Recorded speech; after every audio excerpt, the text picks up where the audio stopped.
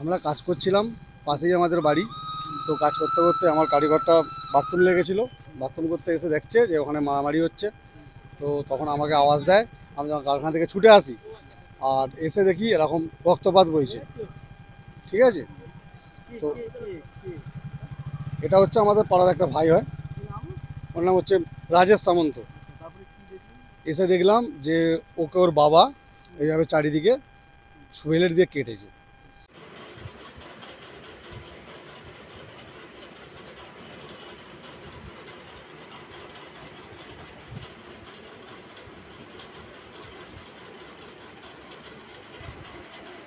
তো জানাতক দেখা মাত্রই ওনাকে, ভাইকে নিয়ে রক্তগুলো ড্রেসিং মানে পরিষ্কার করে দিয়ে ডাক্তারখানায় নিয়ে যাওয়ার চেষ্টা করি। সঙ্গে সঙ্গে বাইকে করে আমরা ডাক্তারখানায় নিয়ে চলে যাই।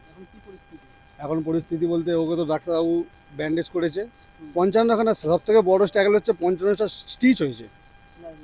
ওইটুকু শরীরের মধ্যে 55টা স্টিচ হয়েছে, তাহলে ভাবুন কতটা বড়।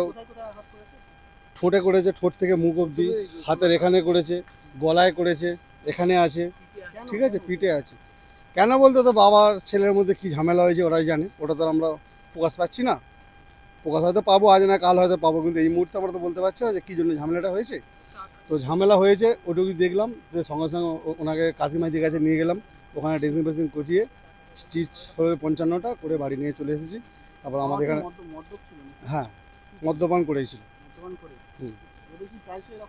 পায় বলতে না, মাঝে মধ্যে আগে হতো, তো অনেকদিন বন্ধই ছিল, আবার আজকে হয়েছে হঠাৎ করে এটা। যখন এলাম ছেলেটার তো চারিদিকে রক্তপাত, মানে সারা শরীর দিয়েই রক্ত ঝরছে।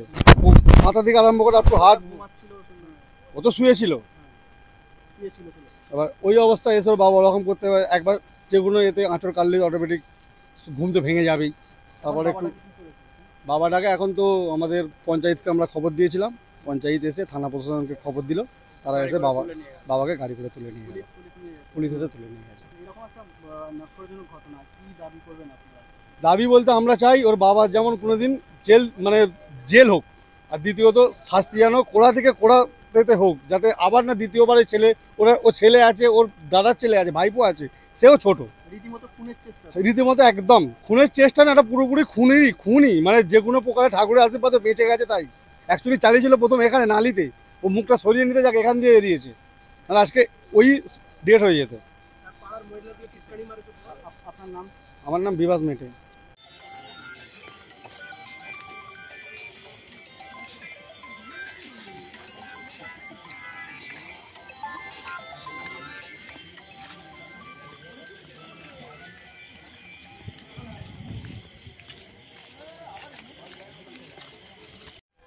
কি ঘটনাটা হয়েছিল?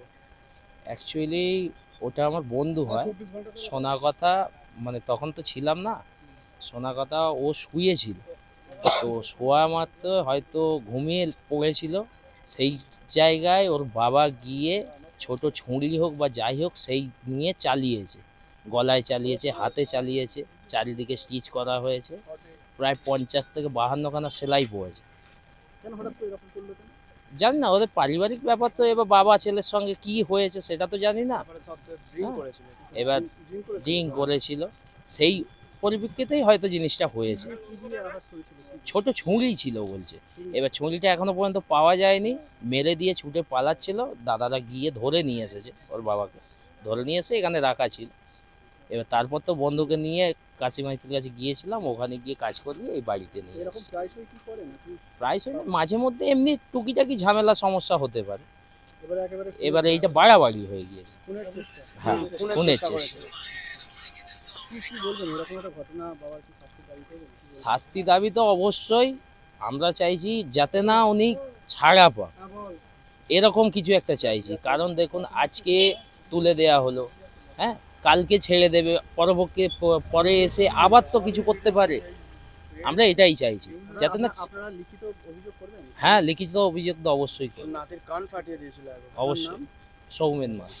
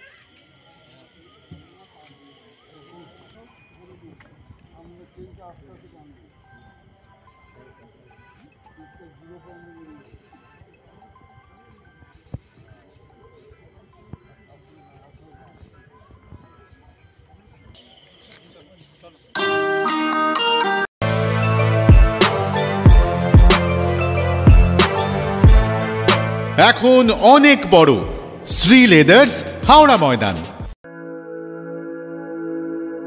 আপনি কি জটিল কিছু সমস্যায় ভুগছেন, সমাধান পেতে চান? যোগাযোগ করুন প্রখ্যাত জ্যোতিষ ও তান্ত্রিক মনসারাম ভট্টাচার্যের কন্যা মনসা কন্যার সাথে।